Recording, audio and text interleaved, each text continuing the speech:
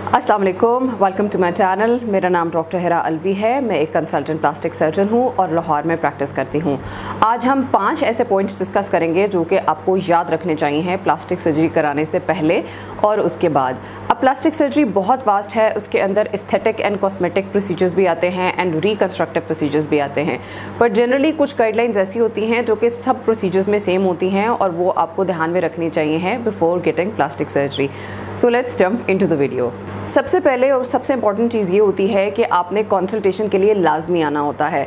Now क्योंकि हमारे पास social media है एंड बहुत इजीली व्हाट्सएप के ऊपर पिक्चर्स भी शेयर हो जाती हैं और सारा कुछ इस तरह हो जाता है, तो लोगों को समटाइम्स ऐसा लगता है कि हम अपनी पिक्चर भेज देंगे तो उसके ऊपर पता लग जाएगा कि हमारा क्या प्रोसीजर होना है।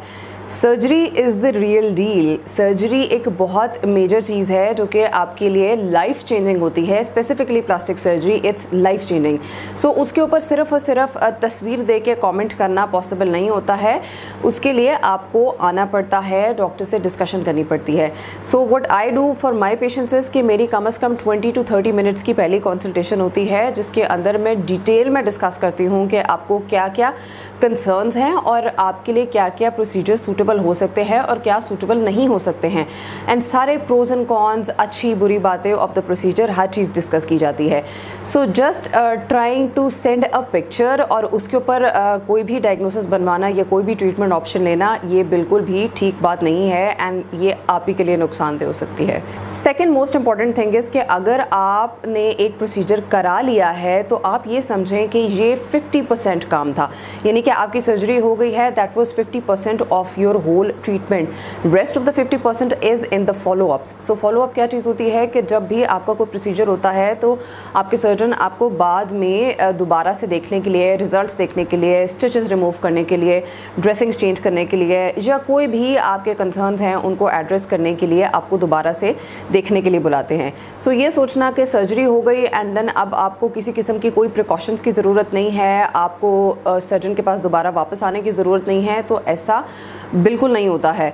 अगर आप फॉलोअप्स पे नहीं आएंगे और कल को आपका रिज़ल्ट सैबोटाज होगा या आपका रिज़ल्ट वैसा नहीं आएगा जैसे आपने एक्सपेक्ट किया था, तो देयर इज़ अ पॉसिबिलिटी कि आपने फॉलोअप सेशंस मिस किए थे जिसके अंदर आपको बहुत अहम इंस्ट्रक्शंस मिलनी थी फ्रॉम योर सर्जन। सो अगर वो आप नहीं लेते हैं तो आपका लॉस हो सकता है। फॉर एग्जाम्पल, आपने कहीं पर फैट ग्राफ्टिंग कराई है। नाउ फैट क्या करती है कि हम एक जिस्म के हिस्से से फैट लेते हैं और दूसरे हिस्से में ट्रांसफ़र कर देते हैं।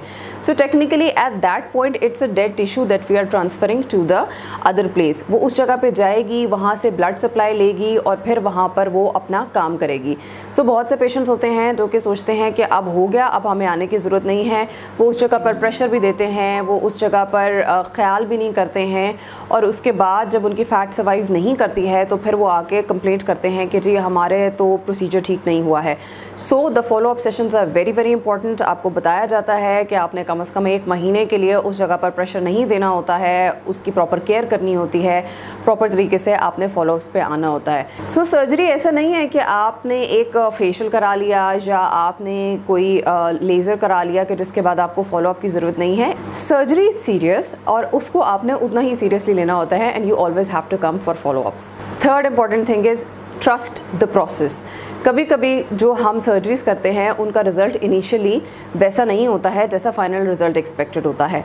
सो ये चीज़ आपको कंसल्टेशंस में भी बताई जाती है, बट जनरली जो है प्लास्टिक सर्जरी उसके रिज़ल्ट्स 3 to 6 मंथ्स में और इम्प्रूव होते जाते हैं। So you need to trust the process and you need to trust your surgeon with that, क्योंकि अगर आप उसी टाइम पर यही सोच लेंगे कि बस आपका यही रिज़ल्ट है और ये इम्प्रूव नहीं होना है and then you will come on the blame game on your surgeon, या आप उनके ऊपर ट्रस्ट नहीं करेंगे, जो आप उस टाइम पर किसी और से कंसल्ट करना शुरू कर देंगे, तो that would be causing you more harm than good.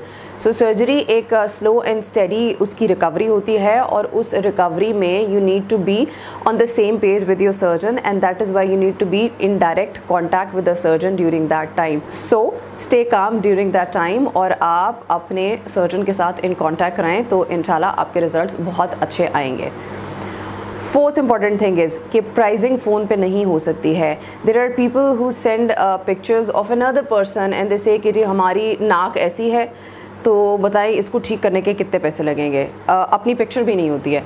So this is not possible in this way. और दूसरी बात, इवन अगर आप अपनी पिक्चर भी भेज देंगे तब भी प्राइसिंग पॉसिबल नहीं होती है ऑन द फ़ोन, क्योंकि बहुत सी चीज़ें होती हैं जो कि फ़िज़िकल कंसल्टेशन में होती हैं, एग्जामिनेशन के बाद होती हैं एंड आपस की एक कम्युनिकेशन के बाद होती हैं।